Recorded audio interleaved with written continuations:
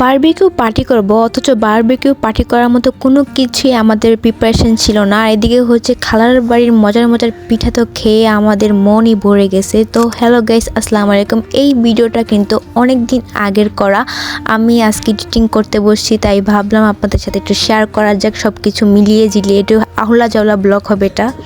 দেখতেই পারতেছেন আমার সর্দেও আম্মা যেন আমাকে পিঠা বানাতে বসায় ফেলছে, বলতেছে পিঠা বানানো শিখো। হ্যাঁ দাঁড়াও, দেখতেই পাচ্ছেন কি সুন্দর পিঠা। এখন এটা ভেঙে দেখাবো আপনাদেরকে। ওয়াও, কি জোস! শুধু পিঠা বানাইতেছিলাম না, খাইতেও ছিলাম বসে বসে ইচ্ছা মতো। বাবা পিঠা খাইতেছিলাম, এটা আমার সবচেয়ে বেশি পছন্দের পিঠা। খালামণি আম্মু আসবে বলে এত এত পিঠার আয়োজন করছে যা বলার বাইরে। মনে হইতেছিল শীতের আমেজটা যেন খালামণির বাসায় একদম কি বলে ভরপুর ছিল।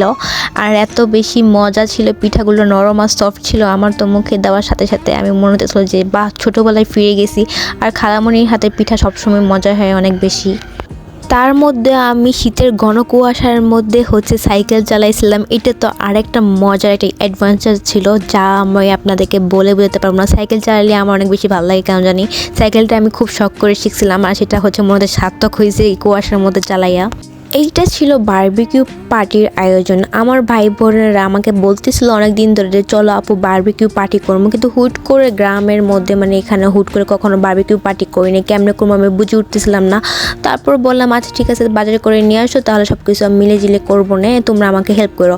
তো এই যেই কথা সেই কাজ, আমার ভাই বোনেরা মা মানে সবাই হেল্প করতেছিল। এদিকে হচ্ছে আমার বড় ভাই, আমার খালাতো ভাই, সেই হচ্ছে কি করতেছিল, একটা হচ্ছে যে কি বলে এটাকে, ফ্রিজের হচ্ছে মানে কি যেটা আমি ওইটা দিয়ে হচ্ছে তারা এই যে কাজটা চালাইতেছিল। মানে প্রথমে আগুনের মধ্যে দিয়ে রঙগুলো উঠায় ফেলতেছিল। এটা কিন্তু খুবই মজার একটা কাহিনী ছিল, চাইলে কিন্তু আপনারা ট্রাই করতে পারেন। তারপরে এই ইটার মধ্যে আমরা কামটা চালাই, দেখতেই পারতেছেন কি সুন্দর বারবিকিউ হয়ে যেতেছিল সুন্দর মতো। আর আমরা খুব এনজয় করতেছিলাম, আর সবাই মিলে অনেক বেশি হাসাহাসি করতেছিলাম যে আমরা কি থেকে কি করছি। আমরা না ফার্স্টে কোনো জালই খুঁজে পেতেছিলাম না, কোথায় করবো, লোহার কোনো জালই পেতেছিলাম বা শিখও পেতেছিলাম যে করবো।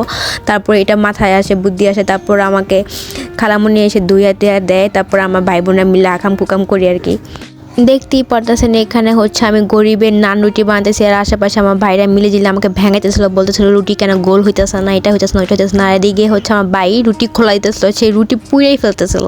ওই দিনের বারবিকিউ পার্টি শেষ করে তারপর আমরা একদিন প্ল্যান করি যে আমরা ক্রিসপি চিকেন খাবো। তো সেটারই প্রিপারেশন করে আমরা বসাই দিচ্ছি ক্রিসপি চিকেন। সেদিন হচ্ছে চিকেন আর ছিল নুডলস। আর এদিকে দেখতে পাচ্ছেন আমরা হচ্ছে মাটির চুলার মধ্যে জাল জ্বালানোর প্রচেষ্টা করতেছি, কিন্তু কোনোভাবেই পারতেছিলাম না। জাল জ্বালাইতে আমার আম্মুই খুব ভালো পারে, সেইটু পর এমন জাল দেয় সব কিছু পুড়ে যায়, হয় না ঠিক মতো। কি একটা বাজে অবস্থা, আমরা জীবনে রান্নাবান্না পারি না, আমাদেরকে দিচ্ছে রান্নাবান্না করতে, আর রান্নাবান্না করতে দিলে যায় হবে। তারপর শেষে আমার খালামণি এসে আমাদেরকে হেল্প করে যে যা তোরা উঠে যা, তোরা সবগুলো অকামে ডেকে একটাও কাজ করতে পারো, তো তোদেরকে দিয়ে আর কিছু হবে না। তারপর হচ্ছে আম্মু আর খালামণি মিলে শেষমেশ আমাদেরকে পরিবেশন করে খাবারগুলো। সবগুলো খুবই মজা ছিল। এই ছিল আমার খালামণির বাড়ির ব্লগ। আল্লাহ হাফেজ।